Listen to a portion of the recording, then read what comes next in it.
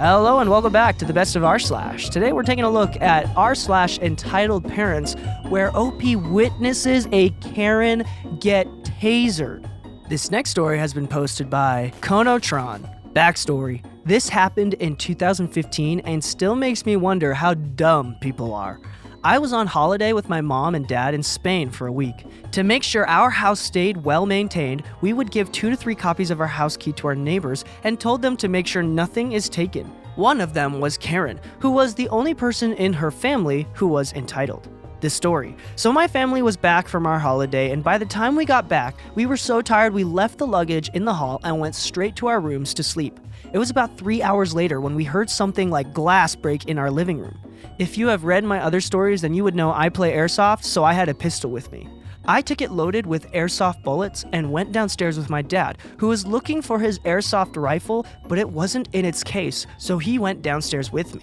I walked into the room and I see Karen trying to rip the TV off the wall. In the process, she knocked over a glass vase, which made a loud crack that went through the house. The conversation went like this. I say, "What the F do you think you're doing? Borrowing your TV, what does it look like?" "You are trespassing. Get off my property now, Karen." "You gave me a key, so I have a right to take all your stuff, as having a key means I own this house, so go away." At this point, Karen notices the gun and goes white. I take advantage and say go over to the kitchen. Next to my kitchen is a small bathroom, so as soon as she is near it, my dad pushes her in and locked the door. Afterwards, he called the police. About 20 minutes later, they arrived, and when Karen heard them, she started screaming through the bathroom door saying that we kidnapped her and how we refused to let her go. I tell the police what happened and offered to show them camera footage, as we have cameras all around the house. They took the footage and took Karen into custody until they looked over the footage. To sum this all up, Karen was stealing from us the whole week with stuff like radios and phones. We pressed charges, and she got 18 months in jail for robberies and trespassing. This story is posted by This Requires a Burner. I argued with my husband about whether or not to post this because I'm pretty sure this will make the local news and I didn't want to burn this account just yet. But he won RPS, so here we are. Prepare yourself, this story has layers. We were at the dreaded big box store picking up potting soil because we are going to DIY ourselves through the isolation. Things aren't crazy here yet, but there is a 2 per customer limit on a majority of items. I assume this means everything, so we're getting 2 bags each of a few different types of soil. My husband is loading the last of 8 bags on our cart when I hear her. I know it's a Karen just by the level of unnecessary outrage in her voice. "Are you kidding me?"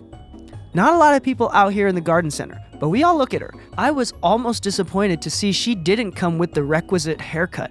She actually looked like a frazzled mom, her kid tugging on her hand and an overfull handbasket of groceries. And I had a moment of, girl, I feel you, but damn it, she was pointing at us.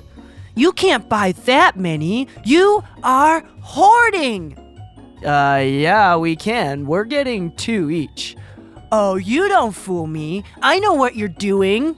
"So do I. F*** off." I'm just sitting there imagining all the ways I'm gonna rock his world tonight. Well, Karen huffed at that, spun around, and yanked her kid back inside to go complain to the employee working the register nearby. Now, we already paid for our items. The employee had come out and scanned the bags earlier, and he could easily see our cart from inside. So, being finished, we pushed the cart out of the garden center into the parking lot, and then the automatic doors opened behind us, and I hear, "Now they're stealing!" Just great. We load the soil in the car and turn around to bring the cart back and look at plants. By the time we get back, Karen has given up on trying to convince the employee we're the Bonnie and Clyde of dirt and is now trying to negotiate skipping somebody in line. She has a child, you see, and her handbasket, well, it's just so full and heavy. Could she please just scooch right up here real quick? It'll just be an extra second, she swears. The woman Karen is trying to skip is young, maybe college age, and wearing a face mask. Not a medical mask, but the stretchy kind you'd wear while riding a motorcycle or when you're skiing. The mask is black, has like scary wolf teeth on it that honestly made the girl look like somebody you should not f with, even though she was wearing a Gap t-shirt and flip-flops. Mask girl is just shaking her head no, and that's all I got as we dropped off the cart.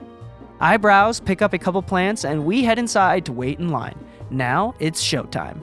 Karen and Mask Girl are near the register facing off, no pun intended. From the looks of things, Mask Girl finished her purchase and Karen stopped her before she could leave.